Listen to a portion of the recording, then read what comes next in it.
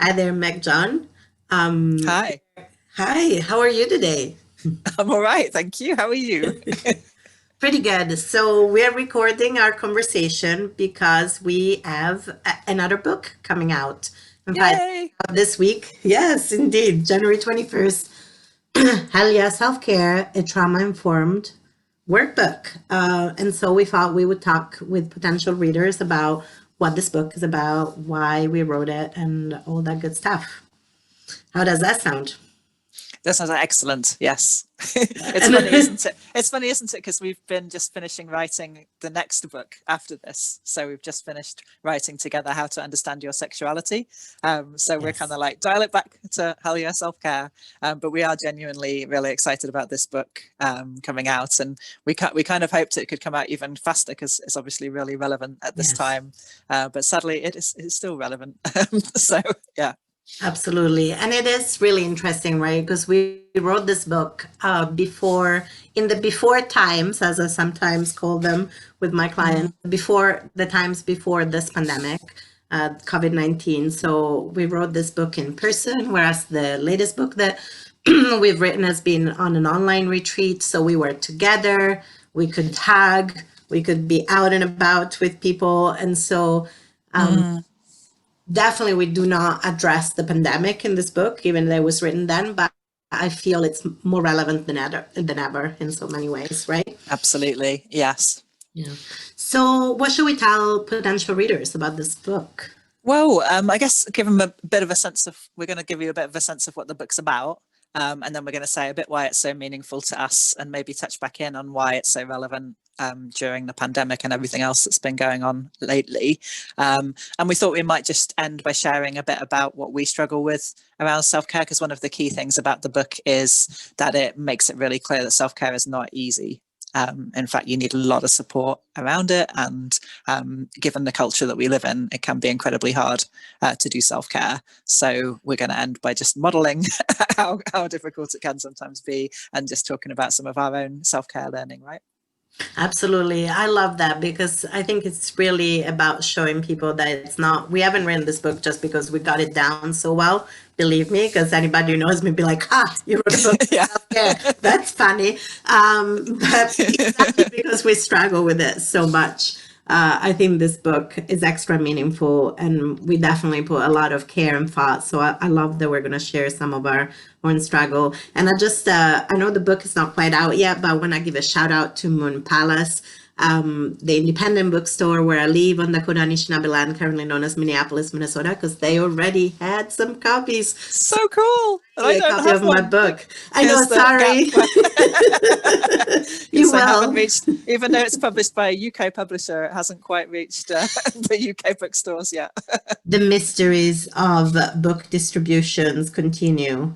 So, in terms of what's in this book, we kind of divided in sections, right? I'll just kind of start getting us through it. So, we start Mm. from kind of why self care, right?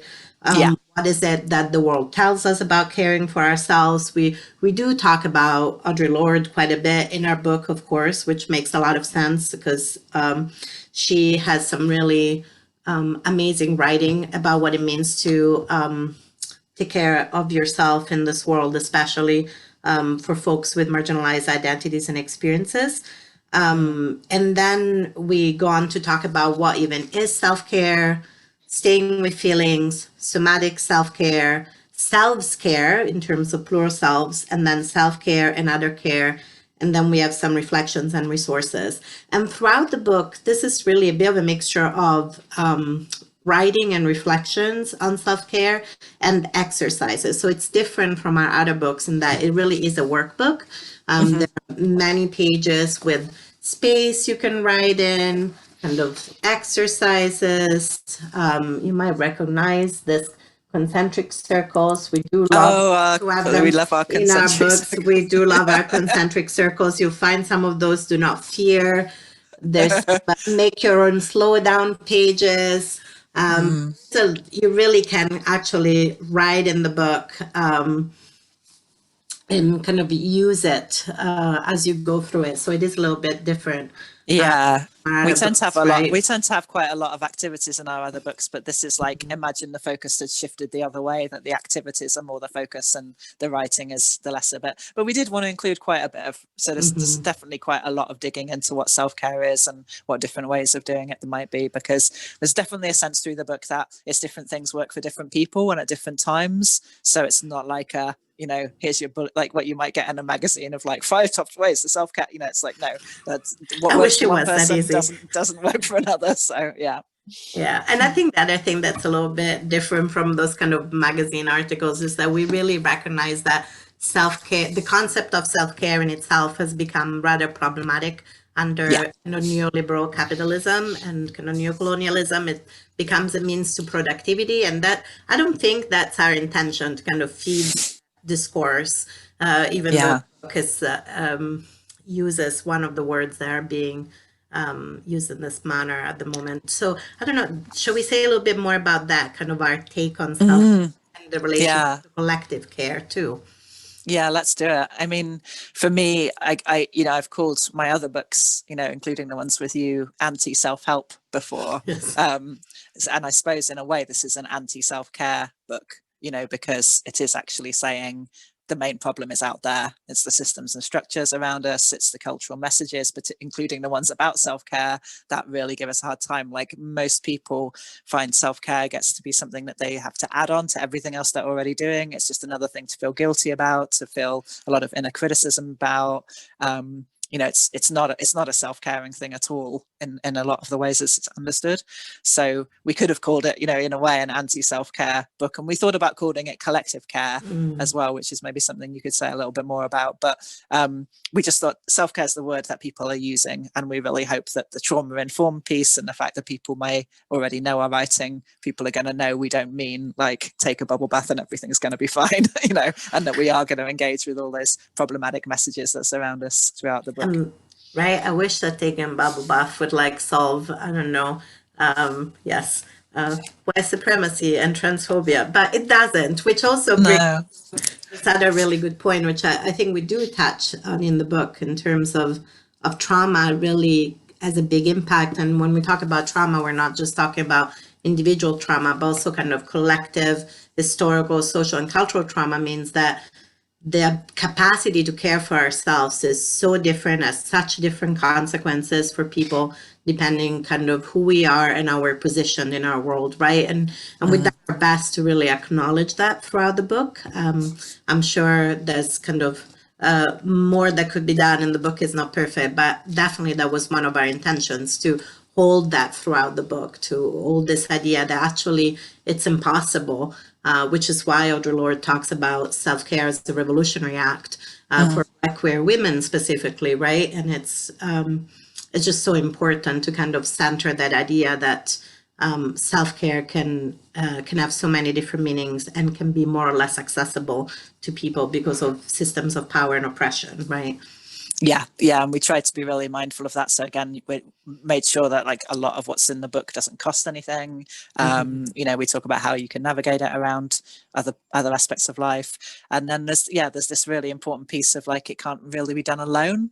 That it, you Yes. know, and self-care, it's still got this individualistic idea of like, you know, you as an individual can care for yourself and kind of make yourself better in some way, and like we just don't, you know, we think that's a really problematic view of the individual. Like we see ourselves as interconnected, interdependent. So a lot of it's about like how we can do this with others, right?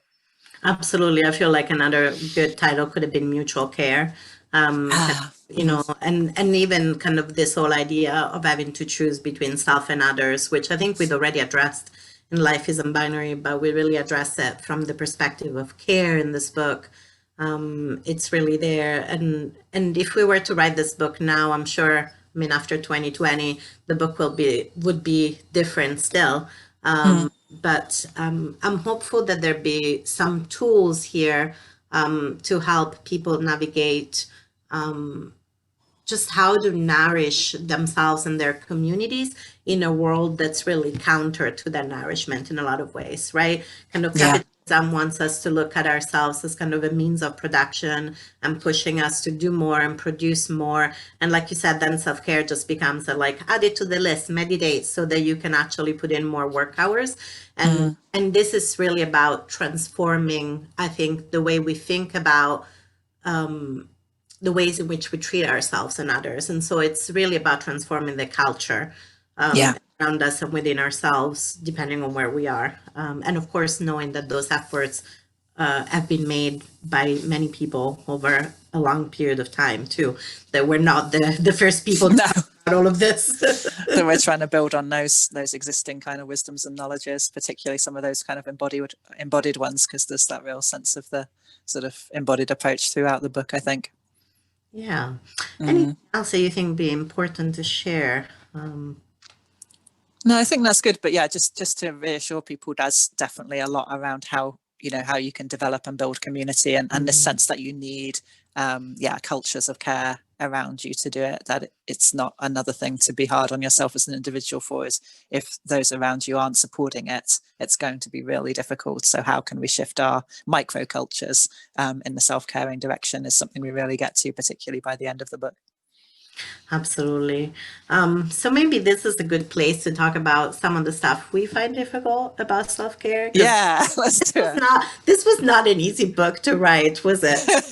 No, I mean, we were in a caring place because we got to ride it by the beach in Barcelona, which was absolutely lovely, and go for little walks every day. But it was, we had to really confront, I think, our own absences, right, in this area, or our own struggles while we were writing it. Absolutely. I think there were moments where, we really had to kind of slow down and think, are we pushing ourselves to write about self-care while kind of doing exactly the opposite? I remember one particular day where you had to call me on that because I was just like, I'm going to get another 1,000 words done or something. And you were like, this could be a time to step away from the keyboard. Yeah, I think, was it that when we were writing about self-consent, maybe? That's it was, yes. That's right, which is another piece that's really, I think I've done so much work since writing it. I often think that we write books in a way towards the future, of who we want to be or how we want to be. And I think this is really one that's informed this year for me. Like, I've been going through PTSD this year, as well as a global pandemic, not unrelated. And a lot of what we shared in the book has become an underpinning of my routines and rituals in ways that it wasn't before. Yeah. I agree. I think that definitely there's a lot in this book that I've tried, and some of the things that I'm able to sustain, and some of the things that are harder to sustain. And I think for me, one of the big challenges of 2020 was just realizing how much I was pushing myself. I have a disability that gets worse with age, and a lot of my symptoms have been worsening. And so really need to look at my whole life, and having the privilege to think about, do I need to shift direction in my work? And it's both this kind of double-edged sword, right? Having the privilege to doing that, and also having this very real kind of pressure from the outside world of having to produce. Of what does it mean, not to produce as much? What does it mean in the way I look at myself, but also the way other people look at me? Are they going to feel like I'm failing if I shift the way I work or reduce my work hours, or that I'm kind of being lazy, in air quotes, or not being good enough? Just a lot of, basically, I guess what I'm trying to say is that 2020 was a lot of challenging my own internalized ableism.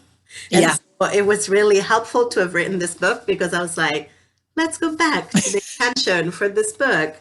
And definitely there is a lot about challenging ableism, I think, too, in the book. So I think that for me was a major piece of work, how much kind of my own internalized ableism gets in the way of my capacity to care for myself. Yeah. And I think one thing that's still really hard for me, and our friend H Howitt puts this really well, they say self-care or self-sabotage. And it's like, when you've got developmental trauma or other forms of trauma, it can be really hard to know, and also when all of these cultural messages run through us like a stick of rock, right? It's like, it can be really hard to tell, am I doing this for self-caring reasons, or am I pushing something too hard, and is today a day to stay at home, or is it a day where actually getting out and seeing somebody or having a Zoom call or something is going to be better for me? And those questions are not easy, like that, actually how to tune in to what is self-caring, which is why, I'm so grateful that we write together, because you bring that somatic informed approach, which is really like, let's not assume people can tell in their body what's self-caring or not. Actually, what we need to do is go back a step and even learn what that feels like in our body in the first place. And having the privilege to even feel safe enough in our bodies, Yeah. to be able to do that is such a huge issue, because we don't live in a world where all of us can feel safe. And so even creating some relative safety, whether it's within our bodies or within our homes or within our communities, so that there is a relative sense of safety where we can start tuning into what we need. Because I think the world makes it really impossible, especially folks with marginalized identities, to know what it looks like to be kind to ourselves and one another. It's not even an option in a lot of ways. No, people will say that, won't they? I'm nearing 50, as are you, and it's like people will say that, tune into your body, like, and like it's something that it's like, for years my body's been pretty alien territory. It has been treated in such bad ways by me and by other people that it's not been a safe place to be. And I hope we get that in the book, that it's similar with like mindfulness practices. Luckily there's authors like David Treleaven now who are really pointing out that mindfulness, if you've got trauma, can actually be a really unsafe thing to do. To try and be mindful of the present moment can be incredibly frightening. So I hope what we've done in the book is to have that awareness of those kind of things, of like, it's not just like, hey, go tune into your body and find out whether this is self-caring or not, or hey, go and sit by yourself for 20 minutes, that will be fine. It's much more like, this might work for you, here's some of the reasons why it works for some people. But as with all of our work, that sense of like, but it's really different for different people. It really is. And I think that's one of the things I really like about the book, that is, here are many, many different ideas and many different ways in which you might care for yourself and other people. And also always this relationship of self and other, right? Not making it into a binary, but making a relational piece. And not like, this is the way, this is not the Mandalorian. There's not, this is the way of self-care. That is not the book for that. Unless you do all of the things on all of the pages, like several times a day, you're not doing it. It's like, no. I'm like, the opposite of that. I'm already failing that. And I think we talk about that. I'm kind of looking at the book, and in the second section where we talk about what is self-care, we talk about kind self-care, and you've got that beautiful like cradle of kindness. Do you want to talk a little bit? Yeah, well, I get this from one of my main teachers, Buddhist teachers, Pema Chodron, talks about containers, like what containers do we need? Again, before we can even approach things like meditation or staying with feelings or, learning about the different sides of ourselves or something, we just need enough kindness first to even be able to go there.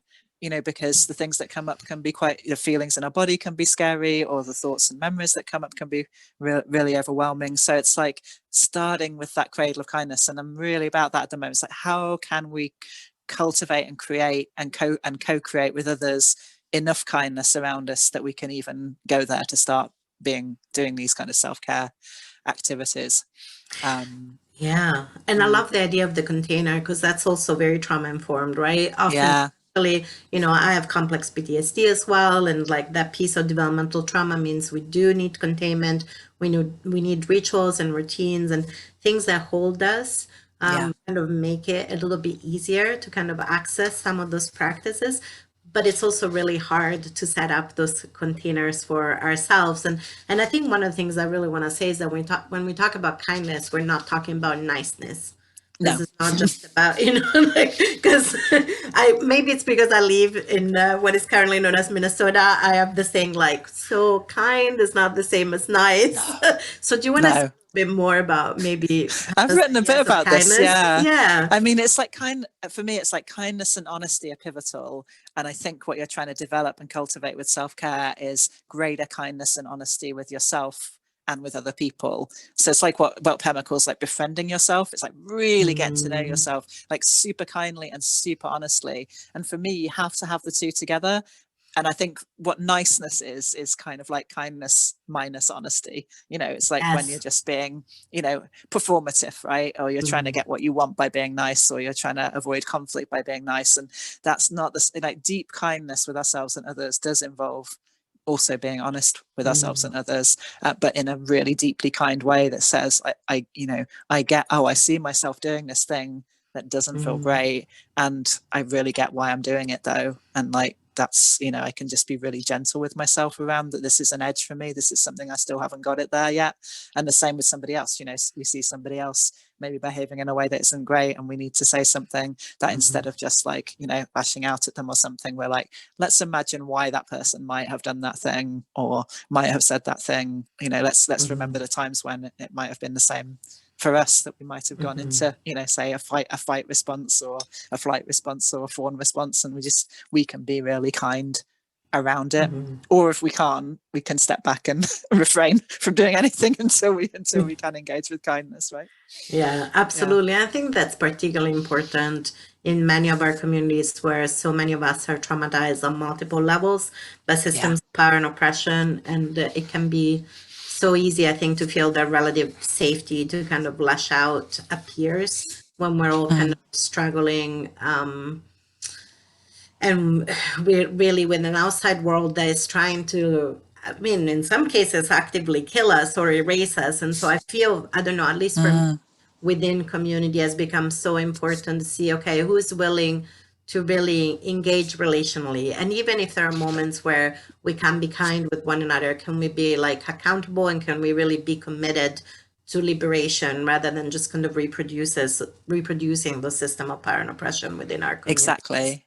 And it's like every level, again, we love these concentric circles. It's like wider culture, you know, encourages us not to do that. A lot of communities can be very harsh, you know, within that. A lot of relationships can be very, you know, non-consensual and harsh. And it's like, how can we cultivate instead kindness at all of these levels? And it, in that inner level of you yourself, is one of the first places in a way you can try to cultivate this, because it's about, you know, shifting from that dynamic within yourself of just criticism and harshness and being really mean to yourself, to one of, you know, trying to hold whatever comes up with kindness. And it's a job of work. Like, this is a lifelong it will be my lifelong task, you know, and that's why I kind of like, you know, Buddhism, which informs my work, because it has that sense of like, that's enlightenment if you finally get there, you know, and most people don't, you know. But you know, the more you try, you know, the more hopefully you are able to, whatever comes up in you, you can treat with kindness. And I think the knock-on effect is exactly related to,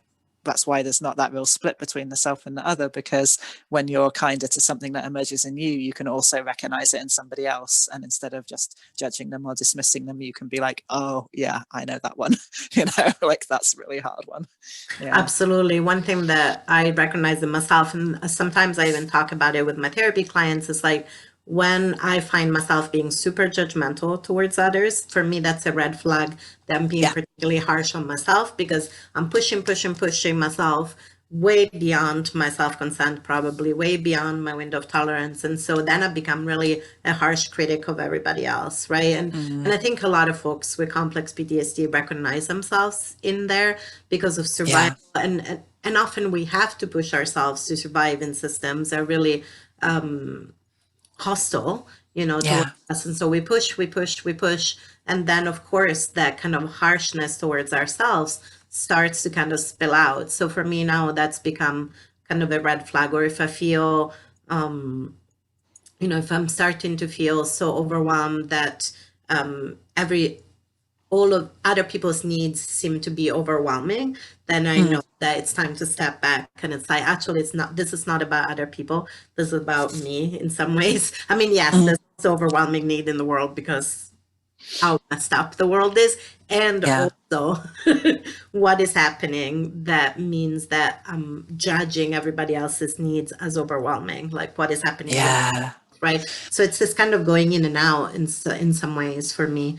And again, I think, you know, there's the cultural piece suggests that we should just, you know, keep stepping up and doing more and helping more, and, you know, and actually, you know, this radical understanding of self-care is, it's got to start here, and only to the degree that we can be kind to ourselves can we be kind and indeed helpful out there, and that, you know, our culture has it's just really badly flipped, so that we, you know, often feel like we have to do everything out there and be kind of saviors and, you know, kind of get, you know, pats on the back for being so good as an ally or whatever, and that we're not, you know, like attending to ourselves, and that just isn't that helpful. It's much more helpful if, and you know, longer term, you have a lot more to give if you do the care for yourself, and if you do cultivate a support system around you as well. But, you know, I think the culture just goes so much against that, and even again in, like you say, in activist communities and marginalized communities, it's just not encouraged often.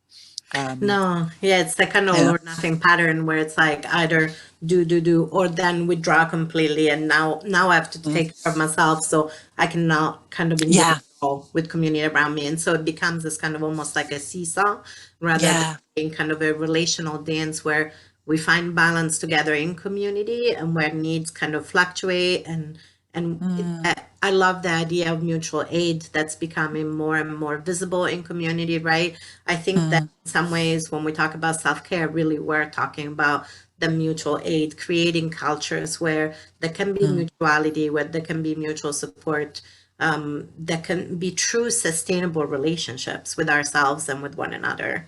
Yeah. Absolutely. Yeah.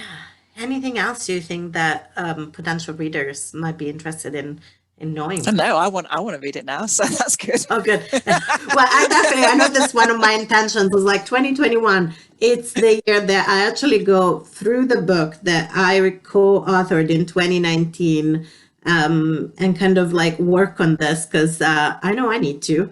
You know, I was like meeting our basic needs and why that can be hard as I'm going through it. And I was like, that is so real. Like, and it can, and of course, again, we wrote this before the pandemic, and now meeting those basic needs has become extra hard because really this pandemic has shown us how capitalism doesn't work in a lot of ways. So it works, you know, really that piece of exploitation that has become clearer and clearer, I think, to a lot of people.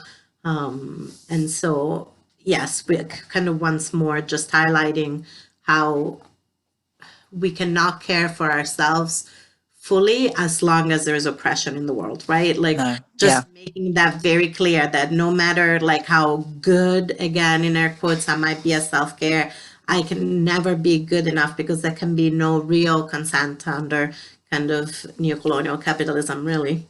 Yeah. So hope that you get through the book and decide to dismantle capitalism alongside us and many other people. Yes, you know, and that's part of the, you know, again, it comes back to the Audre Lorde's understanding of self-care, because part of the idea is if we treat ourselves as precious, you know, which is a big stretch for most, you know, even treating ourselves as like human or okay-ish or something is a big stretch for a lot of us. But if we could get to that sense of like, you know, we are precious, we deserve to live in this world, then the idea, and I think it's true, it just, then that will ripple out, and we believe that, well, so is everybody else, and therefore we have to look at the fact that some bodies and some lives and some labor is just valued way more than others, and, you know, want to do something about that. Absolutely. In some ways, this reminds me of the conversation we had with Diana Ayers around abolition, and how abolition really starts within as well. Like, not dismantle those large systems outside if we're also not willing to dismantle how they've impacted the way we think about ourselves and our relationships. And so really our hope is that this book, it's in service to liberation, right? In service to this idea of abolition of the systems of power and oppression around us, but also within ourselves, so that we can build community that are sustainable, that are caring, that are kind, that are loving. Yes, where our full humanity can be embraced. And that's why I brought this, what I write a lot about at the moment, this idea of being plural rather than singular, because something I'm with a lot at the moment is how many of us actually turn a part of ourselves into a kind of tormentor or a judge or a critic or someone who imprisons us or tortures us. And it's like that happens on the inside in our internal systems as well as it happens on, as we know, on the outside in external systems. And I think, again, it's like if we learn how to come to a different system, inner system, on however we want to understand that, that can again help us to address those outer systems, and they need to work that way as well. We can't be policing ourselves all the time, criticizing ourselves all the time, and also that's not what we want for the outer systems out there either. Absolutely. And I think that really resonates for me too, in terms of the way trauma works and all the things that, like, my trauma brain tells me, like, the only way that in some ways I've learned how to do things is to push myself harder or tell myself that I'm not good enough. And it's such, it takes a lot of work to kind of move away from those kind of internal abusive patterns, which been absorbed from the outside, but then get perpetuated internally. And it takes a lot of dismantling healing work to really counter that. I would say it's a leap of faith. I think that the latter part of 2020 for me, I kept coming back to this sense of like, there's a leap of faith involved here, because when you're trying to do this internal work, for a while it's just really hard, and to believe that you will still operate well in the world without constantly pushing yourself, for example, it's like, that's a leap of faith. But I hope the book will, written as it is, drawing on lots of people who've made these kind of journeys, and by two people who are also on their own journeys with this, I hope it will help give people the faith to make some of those leaps towards self-care, believing that they will be okay and they will be able to navigate the world in a different way than this kind of, really internalized capitalist way that we have. Absolutely. I love that you said that, because I often, from a trauma lens, I talk about how in some ways as we heal, it's learning to do things differently or in a new way, which is super disorienting, right? Which is where the leap of faith comes in, because it's very disorienting. How can you trust it? Can trust our survival mechanisms because we know them, we know how we've done things before, and now we're asking ourselves to do things really differently. And I don't know about you, but I truly struggle with that, which is why I was like, 2021, I think I'm gonna go through the book we wrote and actually work on it again. And again, these things, we need to go around them a number of ways, but so resonate with that. It was like the end of 2020, it was like, I've dismantled all these survival strategies and put them aside, and here I am, like, incredibly vulnerable, and sort of like facing the world, trying to believe that something else is gonna take the place of those things that I used to do. Here I am, I made it. So 2021. But like you, I think going back round, a book like this, or whatever it is, your go-to kind of practices or your go-to teachings, it's like you're going to learn something every time, and we're going to be doing it for the rest of our lives. So it's just not something that you can be like, oh, here's the goal, and if I just do this book, I'll reach this goal. Like, please don't ever treat it like that. It's much more like hopefully just a friendly, sort of a friend along the journey alongside you, like, is what this book could be for you. Absolutely. When I took resilience training devised by Dr. Henry Hammonds, one of the things that one of the facilitators said is, this is not a self-improvement project, it's a self-acceptance project. And I feel like that's really what a lot of healing is for myself, and also when I work with clients. And so I think that a lot of what's in this book is really about self-acceptance and mutual acceptance also. And really, how do we gather more tools to build a caring, kind of the caring, liberated world we want to live in? Yeah. Spot on. So I hope that you find some tools in here. And if you do, let us know. And of course, if you have critiques, also let us know. We always kindly improve our work. Kindly if you can. This is the only kind I'm up for reading, honest but kind. Yes. That's fair.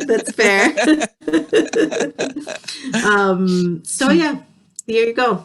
This book is going to be out on January 21st, and you can buy it both in the UK and the US through your independent bookstore or bookshop.org that's connected to independent bookstores, or anywhere you buy books. And it's available both as an electronic book and as a paperback, I believe. All right, that's it. I think that's the bit of like that we need to do, right? Buy the book. Yes. Because capitalism, dismantle capitalism, but for now, help us survive under capitalism. I don't know. Paradox. Yeah. Well, thank you for this conversation, and thank you for Thank you. watching us have this conversation about the book. And I hope that you find some tools that are helpful to you. Yeah, me too. Thanks so much.